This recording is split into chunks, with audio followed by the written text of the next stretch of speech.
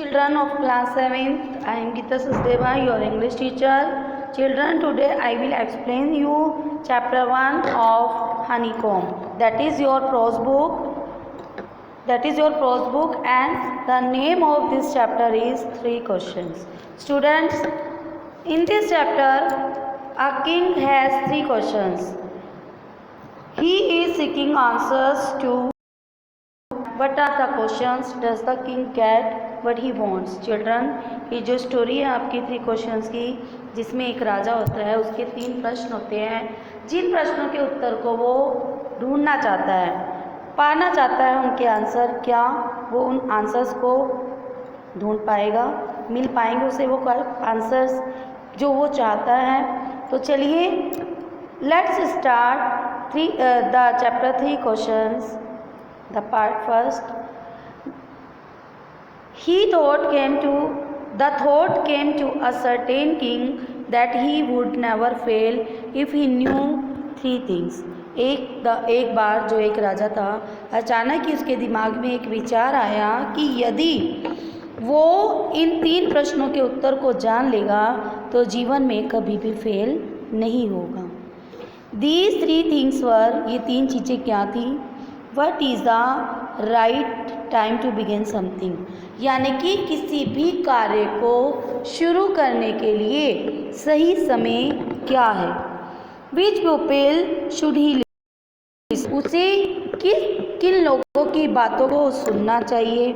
What is the most important thing for him to do? और उसे कौन सा ऐसा काम है इम्पोर्टेंट जो उसे करना चाहिए? यदि उसे मतलब उसके 3 क्वेश्चंस क्या थे कि कौन सा समय सही है, कौन सा व्यक्ति सही है और कौन सा कार्य सही है. यदि ये 3 प्रश्नों के उत्तर उसे मिल जाएंगे तो वह जीवन में कभी भी फेल नहीं होगा. The king therefore sent messengers throughout his kingdom promising a large sum money to anyone who would answer the 3 questions. अब राजा ने इसके लिए मैसेंजर्स को पूरे राज्य में भेज दिया और ये वादा किया कि जो भी इन 3 प्रश्नों के उत्तर को मुझे देगा उसको मैं एक बहुत बड़ा इनाम उसके बदले में दूंगा. Many wise men came to the king but they all answered his questions differently. बुद्धिमान लोग उस राज्य के जो थे राजा के पास आए और सब ने उस क्वेश्चंस के आंसर को अलग अलग बताया. In reply to the first question, some said the king must prepare a timetable. अब पहले प्रश्न के उत्तर के लिए उन्होंने राजा से क्या कहा कि उनको अपने कार्य करने के लिए समय सारणी बना लेनी चाहिए. कुछ ने ये बताया.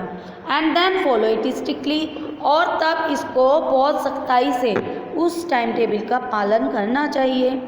Only in this way they said could he do everything as it proper time.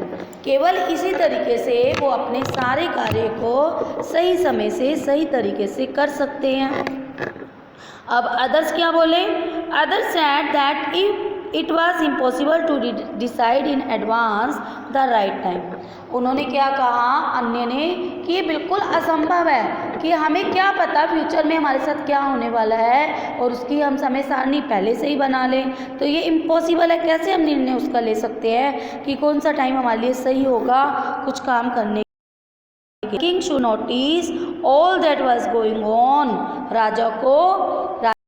राजा जो सब चल रहा था इन सबको नोटिस करता रहा. अवॉइड फुलिश प्लेजर्स, जो लोग पूर्वक प्लेजर्स देते थे उनको अवॉइड करता रहा. And always do what ever seemed necessary at that time, और हमेशा उसे उस समय किस चीज़ की आवश्यकता है, ठीक है, वो चीज़ देखता रहा. Yet other sad that the king needed a council of wise man.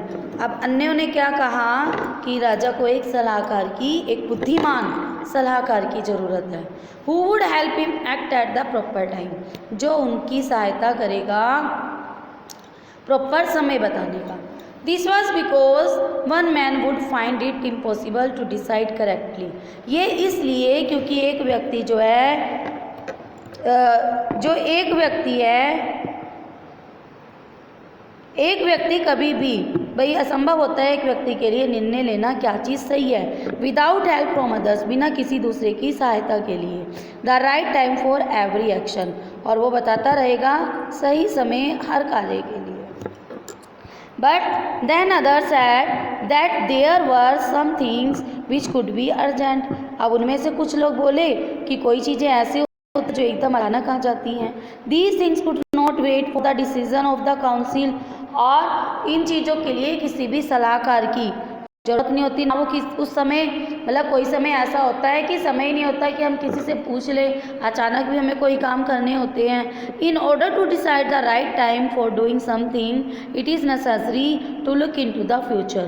तो सही समय का निर्णय लेने के लिए, कुछ भी करने के सही समय का निर्णय करने के लिए हमारे लिए आवश्यक है कि हम अपने भविष्य को देख पाएँ। And only magicians could do that, और केवल जादूगर ही हमारे भविष्य को देख सकते हैं। The king therefore would have to go to the magicians, इसलिए अब राजा किसके पास गए? जादूगरों के पास। इन द आंसर, अब पहले क्वेश्चंस के क्या क्या आए, क्या क्या सबने बताया। किसी ने कहा कि उन्हें टाइम टेबल बना लेना चाहिए, किसी ने कहा कि उन्हें सलाहकार काउंसिल रख लेना चाहिए, किसी ने कहा कि उन्हें जादूगर रख लेना चाहिए। ठीक है, सबने अलग अलग तरह के उन्हें विचार दिए। ये किसके बारे में था? जो उसने फर्स्ट क्वेश्चन पूछा था कि मेरा सही समय क्या है, भाई सही समय का कैसा पता लगाए। अब in their answer to the second question, some said that the people must agree to the king were his counselors, others said the priest, a few others chose the doctors, and yet others said that his soldiers were the most necessary।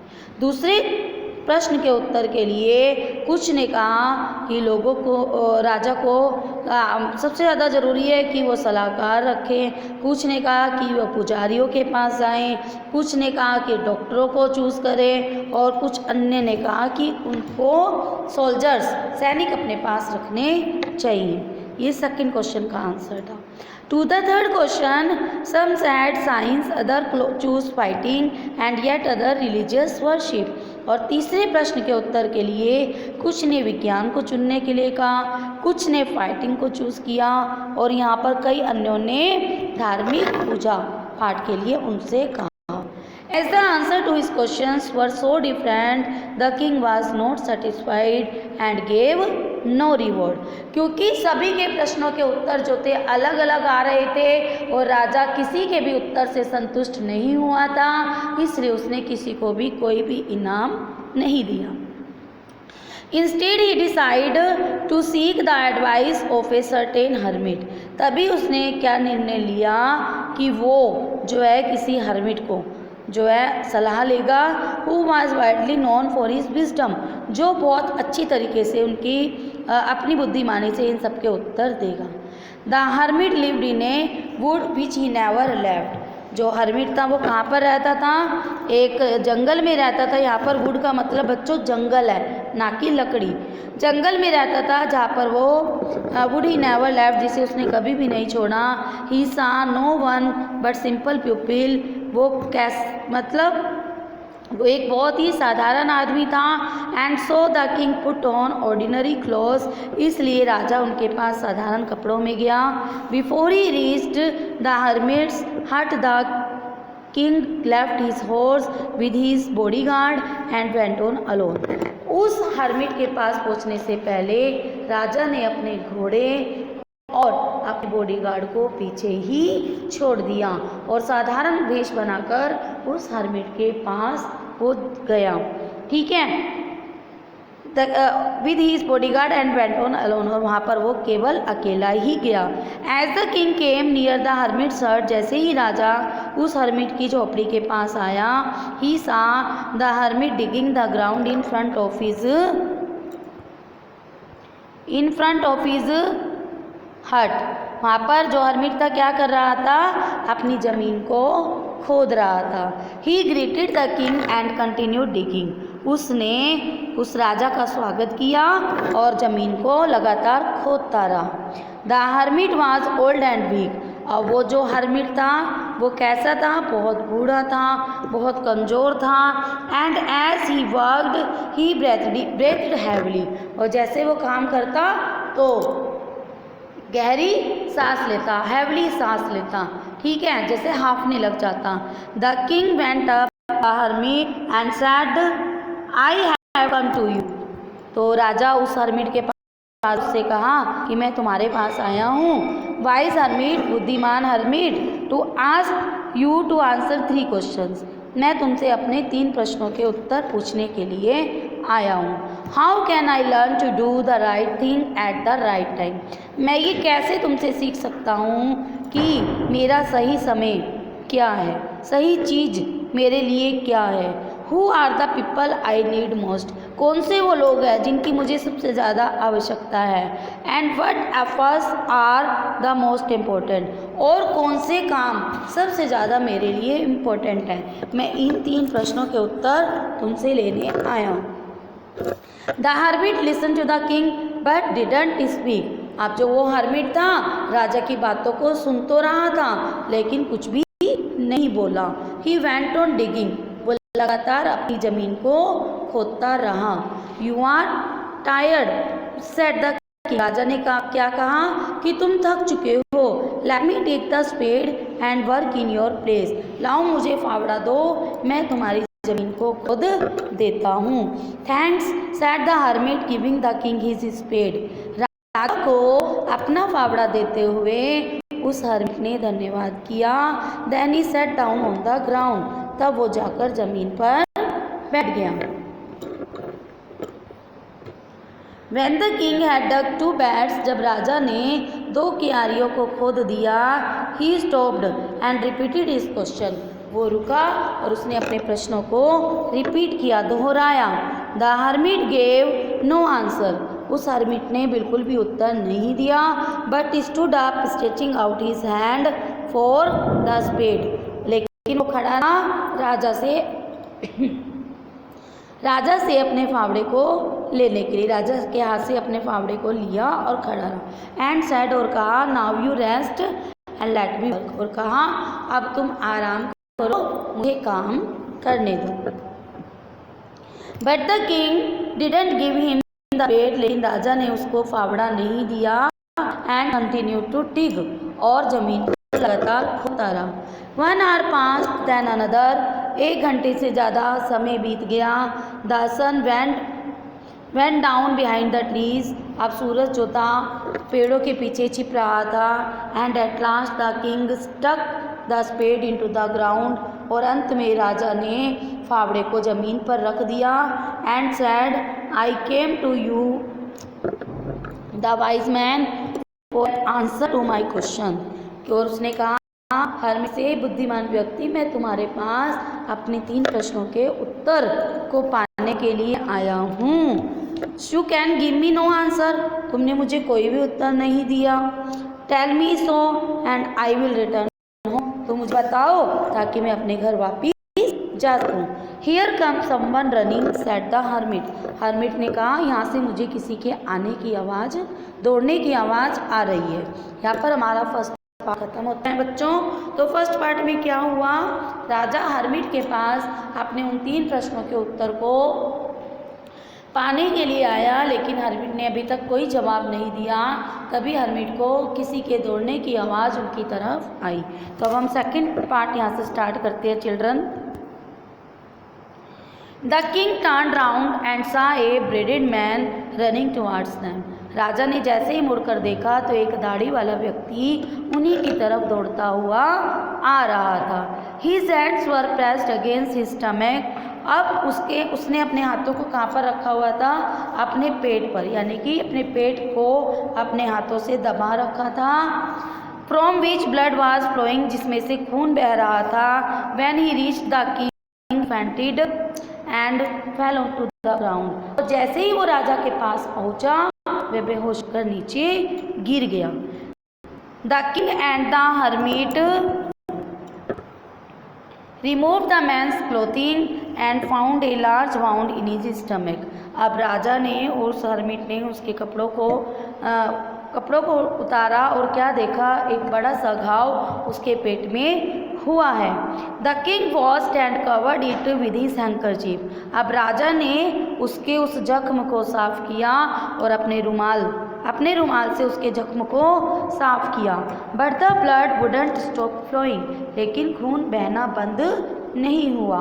The king redressed she wound until at last the bleeding stop. राजा जो था बार बार उसको खून को साफ करता जब तक कि उसकी जो ब्लीडिंग थी नहीं रुकी। The man felt better and asked for something to drink. अब उस आदमी को कुछ अच्छा लगा और उसने कुछ पीने के लिए मांगा। The king brought fresh water and give it to him. अब राजा ने उस ताज़ा पानी राजा ने लिया और उस आदमी को दिया पीने के लिए, ठंडा पानी। By this time the sun had set and the air was cool. इस समय सूरज छिप गया था और हवा ठंडी चल रही थी। आपने देखा एक सुबह के समय और एक संध्या के समय जब सूरज छिप जाता है या निकलने वाला होता है उस समय हवा बहुत ठंडी ठंडी चलती है। तो इस समय भी संध्या का समय था, हवा बहुत ठंडी चल रही थी।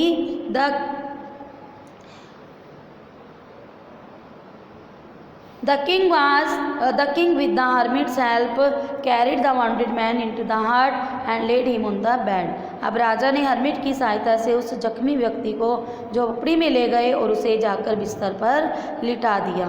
The man closed his eyes and lay quiet. वो आदमी ने अपनी आंखें बंद की और आराम से लेट गया। The king, tired by his walk and the work he had done, lay down on the floor and slept through the night. और राजा भी क्योंकि चलने से और काम करने से थक गया था वो फर्श पर ही लेट गया और पूरी रात वहीं पर ही सोया रहा। When he awoke, जब वह जागा, it was several minutes before he could remember, कुछ ही मिनट बाद उसे याद आया कि where he was और who the dead man lying on the bed was, कि वो कहाँ पर है और जो वो अजीब से जो कि दाढ़ी वाली व्यक्ति है वो बिस्तर पर लेटा है वो कौन है। Forgive me, said the bearded man in a weak voice when he saw the king was awake।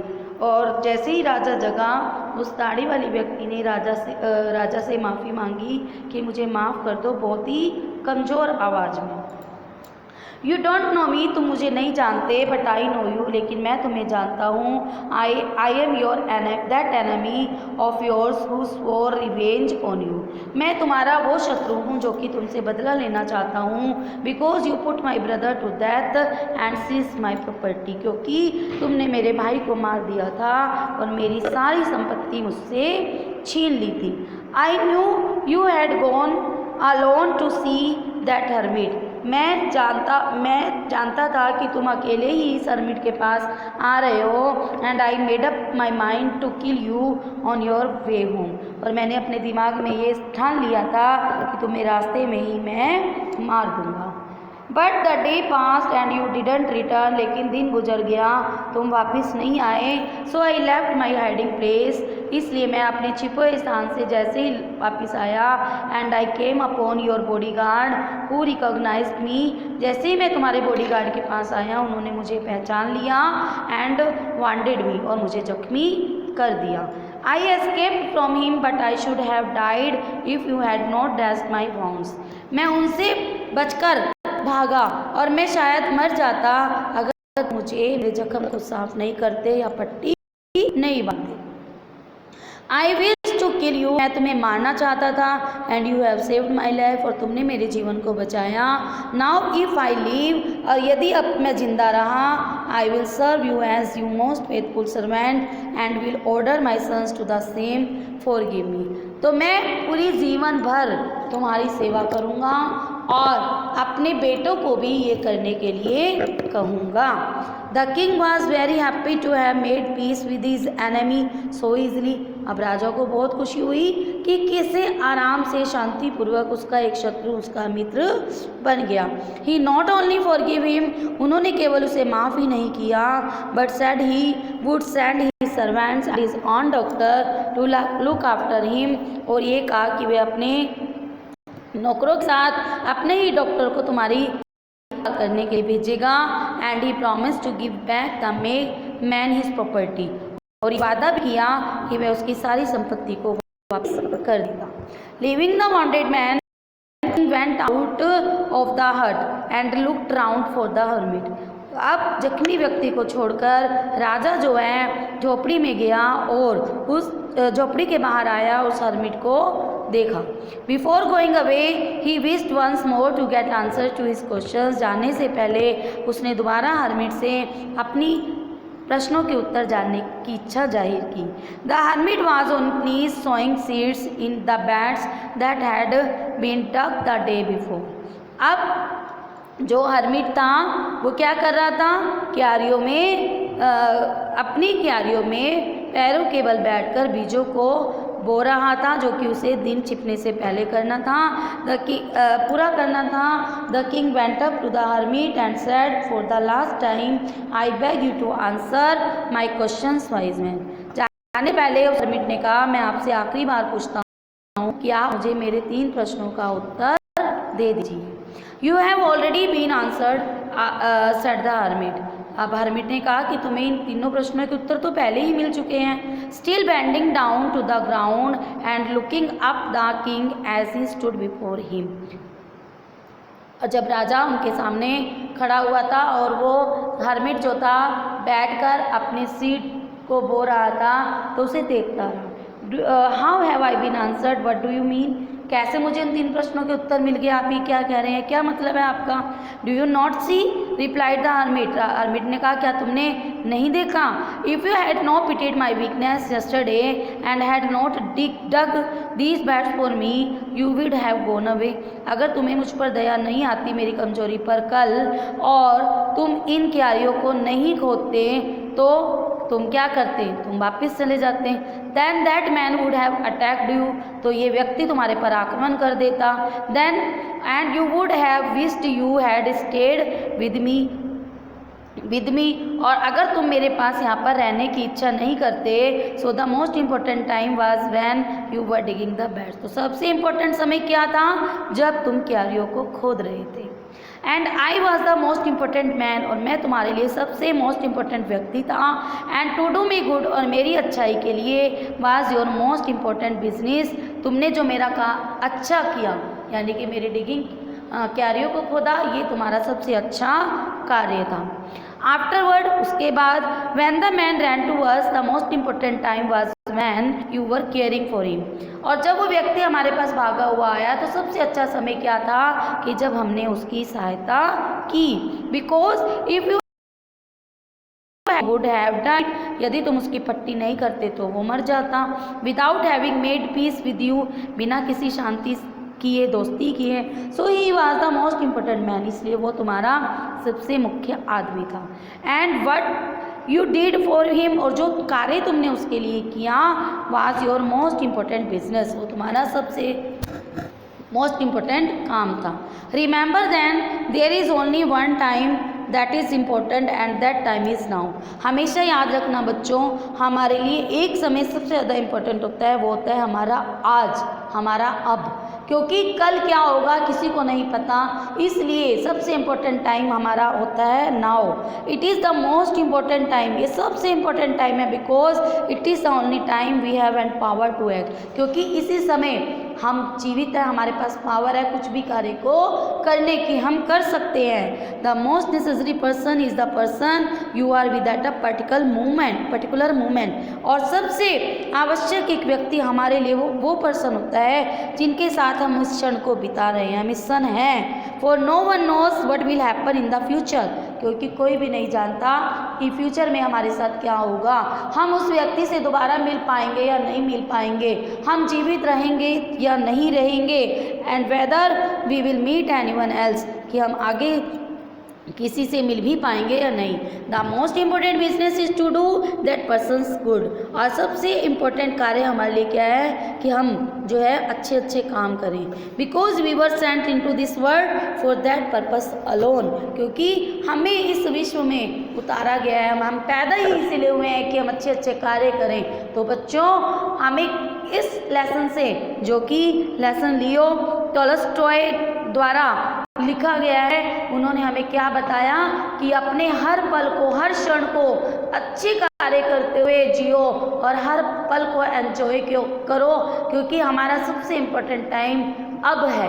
कल होगा नहीं होगा किसी को नहीं पता। सबसे इम्पोर्टेंट व्यक्ति जिनके साथ हम रह रहे हैं, अपना जीवन को व्यतीत कर रहे हैं, जिस मोमेंट को जी रहे हैं, वो हमारे लिए सबसे इम्पोर्टेंट पर्सन्स हैं, क्योंकि इन फ्यूचर पता नहीं हम उनसे मिल पाए या ना मिल पाए। और सबसे इम्पोर्टेंट वर्क है अच्छे अच्छे कार्य करो, हमेशा अपने हाथों से अपने जीवन में अच्छाई करो, ताकि हम मरने के बाद भी जीवित रहे और हमें हर कोई याद करे। तो आई होप चिल्ड्रन आपको ये चैप्टर अच्छे से समझ में आया होगा। आपको जो भी इसमें डिफ़िकल्ट वर्ड्स लगे आप उन्हें अपनी कॉपी में नोट करें, उनके वर्ड्स को, उनके मीनिंग्स को जानें और अपनी पढ़ाई को कंटिन्यू रखें और मन लगाकर पढ़ें। Thank you, have a nice day.